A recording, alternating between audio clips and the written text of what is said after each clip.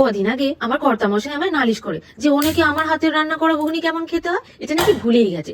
তাই তার আবদার মেটাতেই আমি বানিয়ে ফেললাম ঘুগনিটা। চলুন শুরু করি। প্রথমেই আপনারা তেল দিয়ে তার মধ্যে কটা গোটা গরম মশলা ফেলে দিয়ে আপনারা পেঁয়াজ পেস্টটা সেটা করে রেখেছিলাম সেটা আপনারা ঢেলে দেবেন। তারপরে পেঁয়াজ পেস্ট ঢালার পরে আদা রসুন পেস্টটা দিয়ে ভালো করে মশলাটা কষিয়ে নেবেন।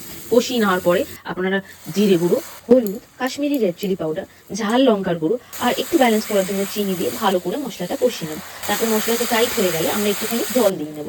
জল দিয়ে নেওয়ার পর আমরা কুচনো টমেটো যে ছিল সেইটা দিয়ে ততক্ষণ নাড়াচাড়া করতে থাকবো যতক্ষণ না আমাদের টমেটোটা মজে আসছে। আমি আগে থেকেই মটর আর আলুটাকে সিদ্ধ করে রেখেছিলাম একটু নুন আর হলুদ দিয়ে। এবার আমরা মটর আর আলুটাকে দিয়ে মশলার মধ্যে ভালো করে কষিয়ে নেব আর একটু ফুটানো গরম জল সেটার মধ্যে দিয়ে কিছুক্ষণ ফুটতে দেবো। ফুটা হয়ে গেলে তার মধ্যে আমরা একটুখানি লেবুর রস দেবো আর তার মধ্যে ভাজা মশলাটা দেবো। তারপরে আপনারা ঘুগনিতে শসা, পেঁয়াজ, টমেটো, কাঁচা লঙ্কা, ধনেপাতা, লেবু বা তেঁতুল আপনাদের ইচ্ছা মতন দিয়ে খেয়ে বলুন কেমন লাগলো ঘুগনিটা, জমলো কিনা সন্ধ্যেটা। দেখা হবে নেক্সট ভিডিওতে আপনাদের সাথে। টাটা।